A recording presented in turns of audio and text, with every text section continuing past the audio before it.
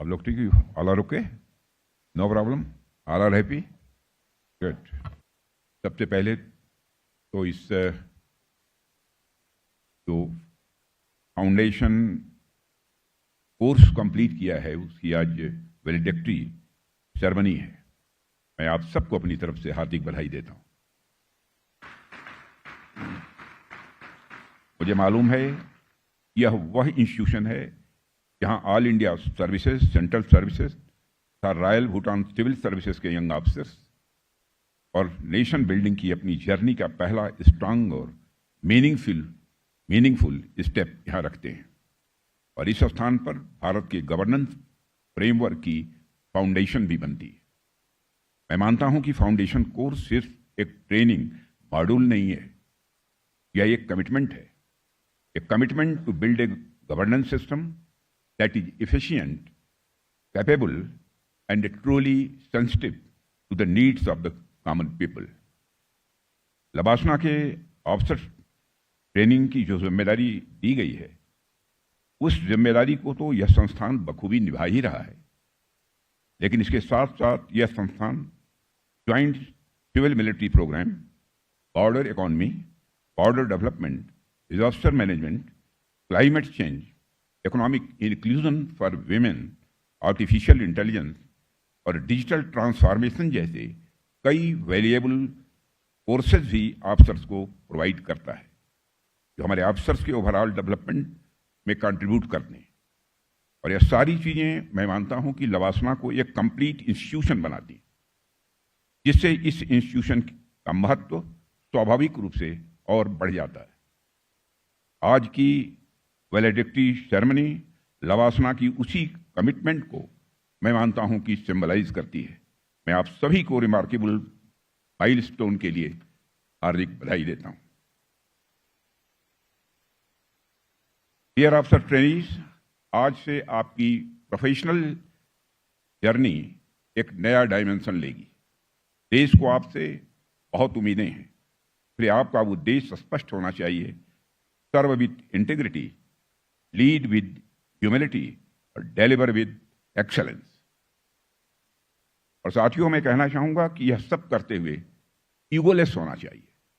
अहंकार मन में किसी भी तरह का नहीं होना चाहिए।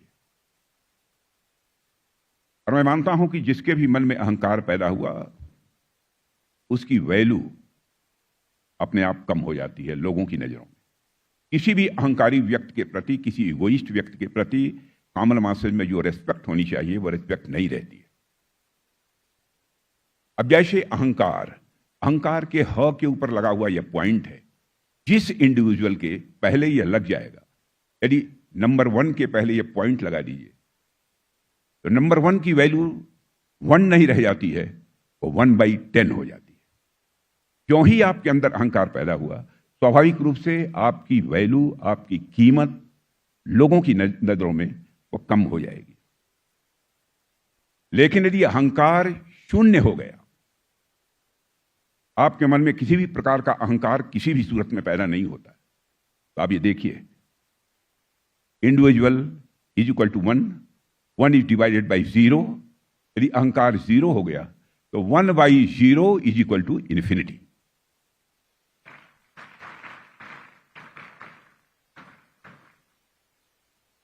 स्वाभाविक रूप से आपका महत्व, आपके प्रति रेस्पेक्ट लोगों के मनों में पैदा होगा। आप सभी ने one of the toughest examinations को सक्सेसफुली पास किया है, और मैं मानता हूं कि अचीवमेंट एक बात को बिल्कुल स्पष्ट करता है कि आप सभी में कमिटमेंट है, डिसिप्लिन है, डेडिकेशन है, और साथ ही साथ असाधारण काम करने की आप सबके अंदर क्षमता है। किसी भी फील्ड में सफलता इन्हीं गुणों पर ही टिकी होती है, लेकिन आपकी यात्रा को सबसे अलग बनाती है आपकी चॉइस। इतनी टैलेंट और क्षमता यानी कैपेबिलिटी के साथ आप किसी भी ल्यूक्रेटिव और हाई पेइंग कैरियर में जा सकते थे, फिर भी आपने सिविल सर्विसेज को ही चुना है। आपके निर्णय से यह पूरी तरह से स्पष्ट है, आपकी इंस्पिरेशन केवल व्यक्तिगत सफलता की नहीं है, बल्कि देश और समाज के लिए कुछ मीनिंगफुल करने की भी है। आप सब लोग serving the nation, empowering it's people and driving real change की भावना से इंस्पायर्ड है, और यही भावना आपको एक एक्सलेंट और इंपैक्टफुल पब्लिक सर्वेंट बनाएगी, ऐसा मैं मानता हूं। साथियों, हमारे प्राइम मिनिस्टर के लीडरशिप में पिछले कुछ डिकेड्स में हमारे देश का सोशियो इकोनॉमिक लैंडस्केप तेजी से बदला है। हायर एजुकेशन में इनरोलमेंट मेनी टाइम्स बढ़ चुका है। जॉब अपॉर्चुनिटीज अभूतपूर्व तरीके से बढ़ी है। IT sector, engineering, medical fields और सर्विस सेक्टर में नई अपॉर्चुनिटीज भी पैदा हुई हैं। स्टार्टअप कल्चर बढ़ा है, इसने देश के बहुत से टैलेंटेड यूथ को अपनी ओर आकर्षित भी किया है। लेकिन आज भी सिविल सर्विसेज का आकर्षण किसी भी सूरत में कम नहीं हुआ है। आज भी देश का यूथ सिविल सर्विसेज की कुछ लिमिटेड सीट्स के लिए इसे का हार्ड कंपटीशन वो करता है। कठोर प्रतिस्पर्धा से उसे गुजरना पड़ता है, और यह जरूरी भी है, क्योंकि जिस गति से भारत आज समय विकास के रास्ते पर तेजी से आगे बढ़ रहा है, इसे देखते हुए नौजवानों के अंदर उत्साह का, इंतजाम का होना यह बहुत ही आवश्यक भी है। हम यदि सही मायनों में भारत को डेवलप्ड नेशन बनाना चाहते हैं, तो हमें यह इंश्योर करना होगा कि सोसाइटी का हर सेक्शन इस डेवलपमेंट की जर्नी में समान रूप से भागीदार बने और अपनी भागीदारी निभाए। इसी बात को ध्यान में रखते हुए जब आप एक सिविल सर्वेंट के रूप में समाज के वंचित या कमजोर वर्गों से मिलें, उनके प्रति एम्पैथेटिक और कंपेंसेट रहें, और यह समझें कि उनकी वर्तमान स्थिति केवल उनकी क्षमता या हार्डवर्क का रिफ्लेक्शन नहीं है, उसके पीछे अनेक सामाजिक, आर्थिक और परिस्थितिजन्य कारण भी हैं। यही संवेदना आपको एक सच्चा और अच्छा पीपुल सेंट्रिक एडमिनिस्ट्रेटर बनाएगी, और मैं मानता हूं कि बराबर हम सबको बड़े मन के साथ काम करना चाहिए। मेरा यह भी मानना है कि छोटे मन से कोई बड़ा नहीं होता और टूटे मन से कोई खड़ा नहीं होता। हमारे अटल बिहारी वाजपेयी जी बार बार इस चीज को दोहराते थे, छोटे मन से कोई बड़ा नहीं होता, टूटे मन से कोई खड़ा नहीं होता।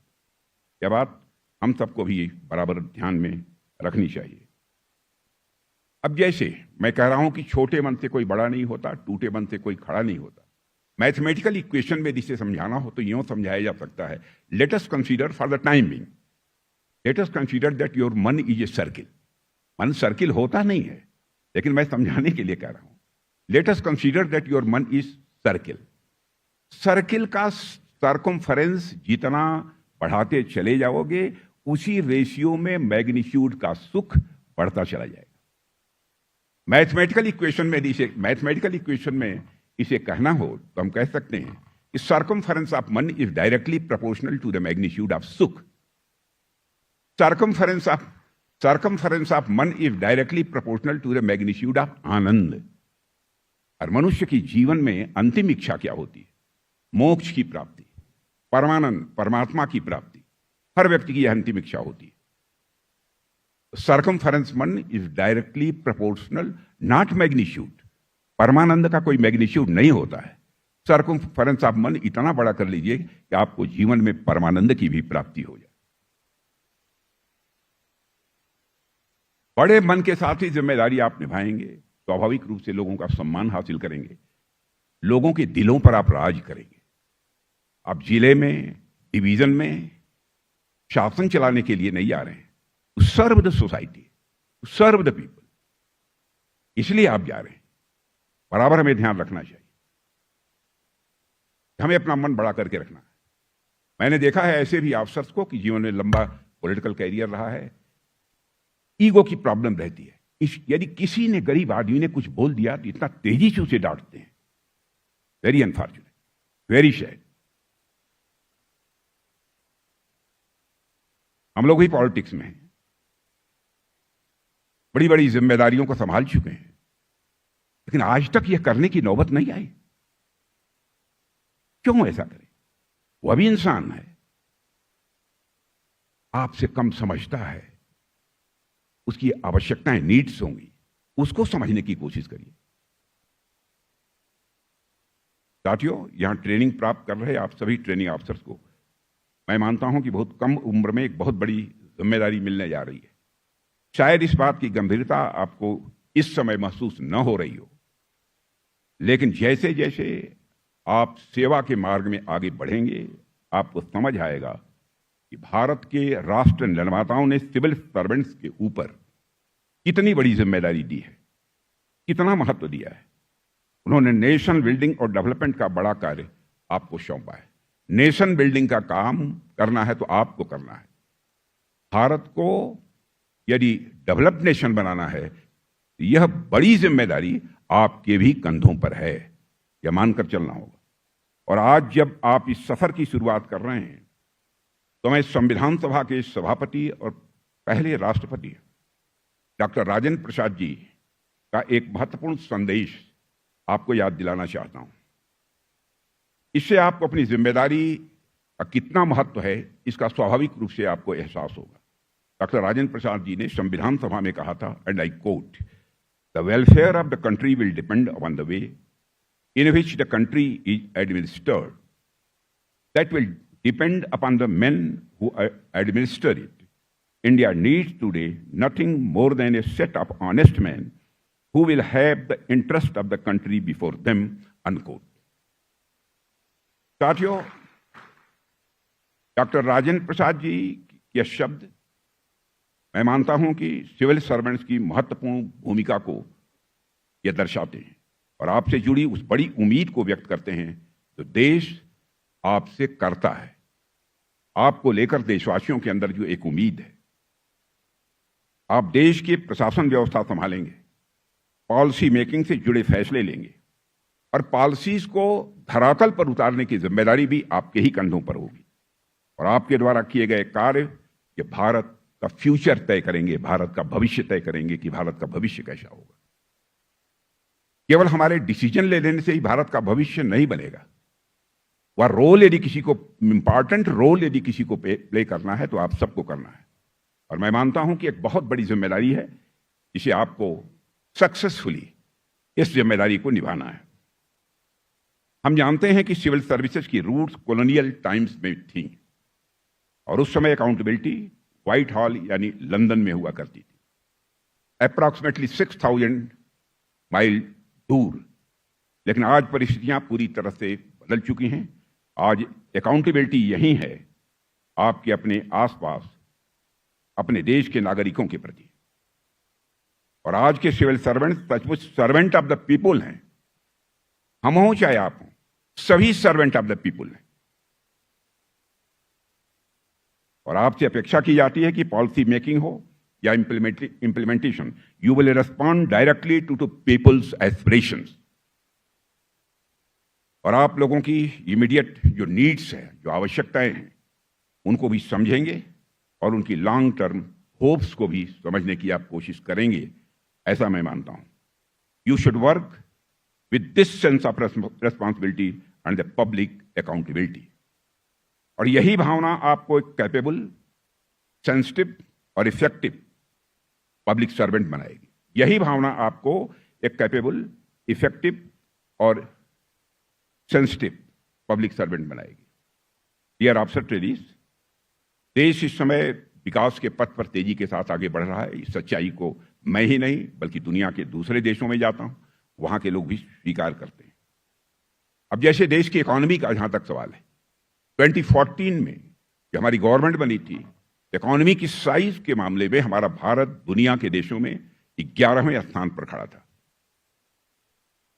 लेकिन पिछले 9-10 वर्षों के अंदर ही जो भारत इकोनॉमी की साइज के मामले में दुनिया के देशों में 11वें स्थान पर खड़ा था, आज वह जंप लेकर दुनिया के देशों में 4थे स्थान पर आकर खड़ा हो गया है। मॉर्गन स्टैनले जैसी हाईली रिप्यूटेड फाइनेंशियल फर्म भी अभी दावा कर रही है कि शायद 1 साल, 1.5 साल, मैक्सिमम 2 साल के अंदर हमारा यह भारत इकोनॉमी की साइज के मामले में दुनिया के देशों में 3रे स्थान पर आकर खड़ा हो जाएगा। ऐसे में जब आप नौजवानों को खासकर मैं बैठी हुई इन बेटियों को भी देखता हूं और आगे बढ़ते हुए देखता हूं तो मित्रों मुझे बेहद खुशी होती है। और मैं जानता हूं कि हमारी ये बेटियां आज हर जगह अपना परचम लहरा रही हैं। और इस वर्ष के सिविल सर्विसेज एग्जामिनेशन का परिणाम भी इसी बात का एक सशक्त प्रमाण है, जिसमें टॉप रैंक एक महिला ने ही हासिल किया है।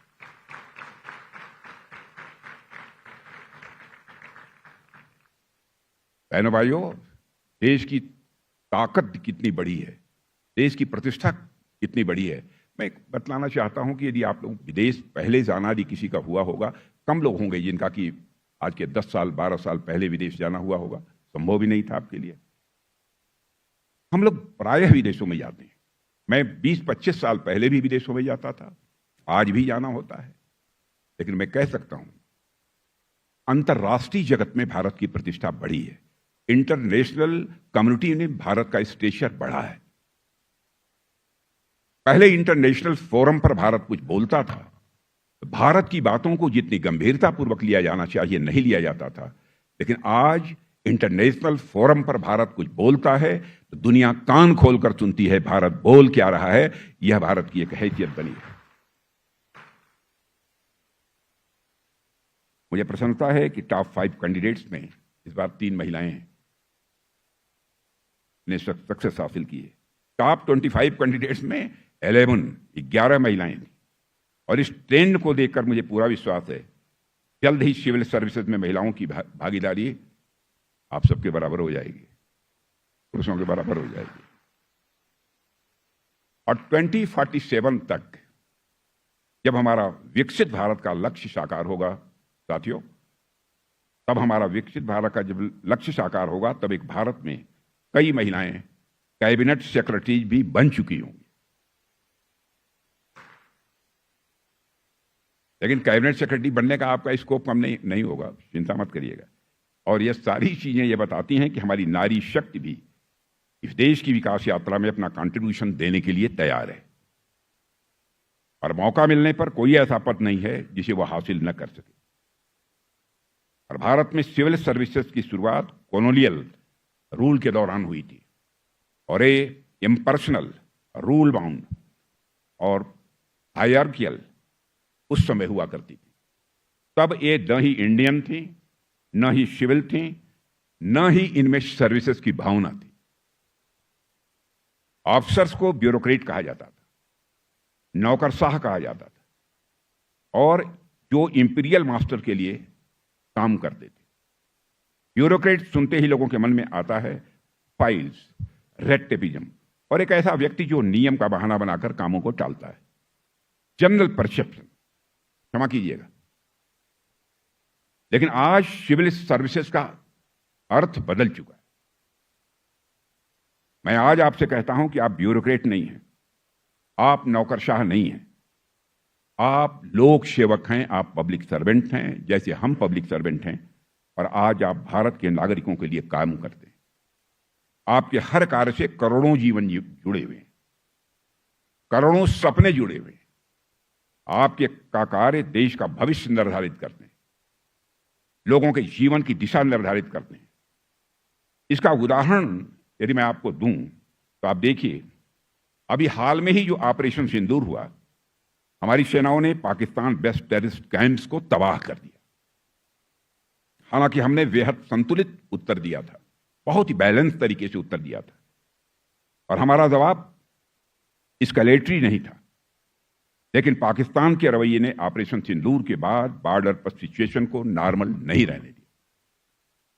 इस दौरान जिस तरह से देश भर में मॉक ड्रिल्स हुए थे और हमारे एडमिनिस्ट्रेटिव ऑफिसर्स ने उस मॉक ड्रिल को सक्सेसफुली जनता तक समझाते हुए पहुंचाया था, वह आप सबके लोक सेवक होने का एक ब्रिलियंट एग्जाम्पल है।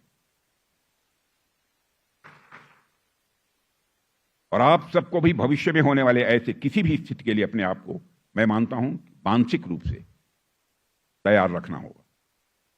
Friends, Rutger Bregman in his book Moral Ambition has said that true ambition is the kind that inspires us to bring transformation in the lives of others.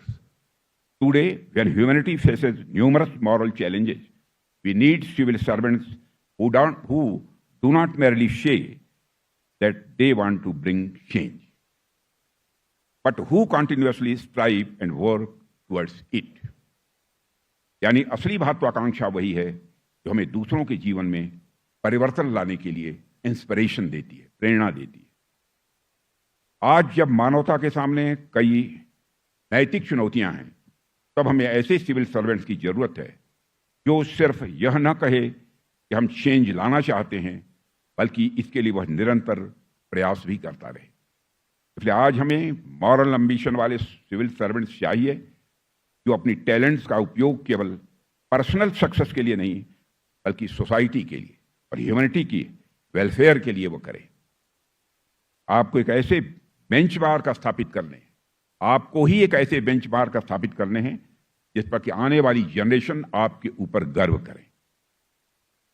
आपके जीवन की रेलेवेंस इस बात में नहीं है कि आपके पास कितना पैसा है, कौन सा पद आपने पाया है, कौन सी पोस्ट आपको मिली है, बल्कि इस बात में है कितने लोगों की जिंदगी को आपने बेहतर बनाया है अपने एफर्ट से। इस आधार पर आपके अचीवमेंट का मूल्यांकन किया जाएगा।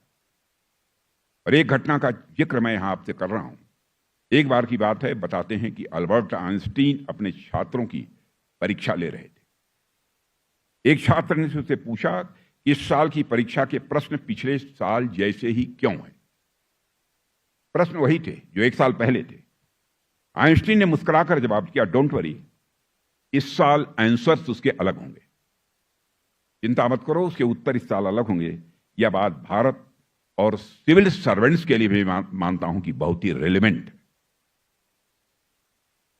ऐसे बहुत से सवाल जो वर्ष 1947 में हमारे लिए बहुत ही इंपॉर्टेंट थे, आज भी उतने ही रेलेवेंट हैं। जैसे अपने नागरिकों का जीवन हम कैसे और बेहतर बना सकते हैं, कैसे बेहतर बना सकते हैं, सभी नागरिकों को कैसे और अधिक सम्मानजनक जीवन दे सकते हैं, कैसे हम ईज ऑफ लिविंग को और बढ़ा सकते हैं। लेकिन आज इन प्रश्नों के जवाब मैं मानता हूं कि बदल चुके हैं, उनका कंटेक्स्ट भी बदल चुका है, इसलिए उनके आंसर्स भी स्वाभाविक रूप से बदल चुके हैं। और साथियों, पिछले कुछ डिकेड्स में वैश्विक स्तर पर डेवलपमेंट पैराडाइम में गहरा परिवर्तन भी आया है। अनेक देशों ने नैनी स्टेट मॉडल की जगह इनेबलिंग स्टेट मॉडल को अपनाया है, जहां राज्य लोगों को आत्मनिर्भर बनाने में विश्वास करता है, वहीं पर स्टेट को सिर्फ प्रोवाइडर नहीं बल्कि एनेबलर के रूप में देखा जाता है। इसलिए आज न्यू पब्लिक मैनेजमेंट ने पब्लिक एडमिनिस्ट्रेशन की जगह ले ली है। स्टेट ड्रिवन नेशन बिल्डिंग के साथ कोलैबोरेटिव स्टेट का मॉडल अपनाया जा रहा है। इसलिए रेड टेपिज्म भी स्वाभाविक रूप से कम हुआ है, ईज ऑफ डूइंग बिजनेस को बढ़ावा मिला है, गुड गवर्नेंस को भी बढ़ावा मिला है। भारत में भी प्रधानमंत्री श्री नरेंद्र मोदी ने मिनिमम गवर्नमेंट और मैक्सिमम गवर्नेंस का यह मंत्र दिया है। प्रधानमंत्री ने रिफॉर्म, परफॉर्म और ट्रांसफॉर्म का यह मंत्र हम सबको दिया है। इन्हीं बातों को ध्यान में रखकर पिछले 11 वर्षों में केंद्र सरकार ने 1500 से अधिक आर्काइक कानूनों को खत्म किया है और हमने 40,000 से अधिक कंप्लायंसेस को भी खत्म कर दिया है, जिनका कोई मतलब नहीं था। और कई कानूनों को डीक्रिमिनलाइज किया है, इसकी भी जानकारी आप सबको होगी। जन विश्वास के पहले एडिशन में लगभग 200 जो माइनर क्राइम्स थी, उनको क्राइम की कैटेगरी से बाहर कर दिया गया था। दूसरे एडिशन में 300 से ज्यादा जो छोटे माइनर जो क्राइम्स थी, उनको क्राइम की कैटेगरी से बाहर कर दिया गया। छोटी छोटी चीजों में उठाकर जेल के अंदर बंद कर दिया, इसका कोई औचित्य नहीं था। और साथियों, हमने गुलामी की मानसिकता को समाप्त करने के लिए भारतीय न्याय संहिता, भारतीय नागरिक सुरक्षा संहिता और भारतीय साक्ष्य अधिनियम को भी पारित किया है। ये सभी रिफॉर्म्स आज आत्मनिर्भर और विकसित भारत की यात्रा को गति दे रहे हैं और इस नए परिप्रेक्ष्य में आपकी भूमिका भी स्वाभाविक रूप से बदल रही है।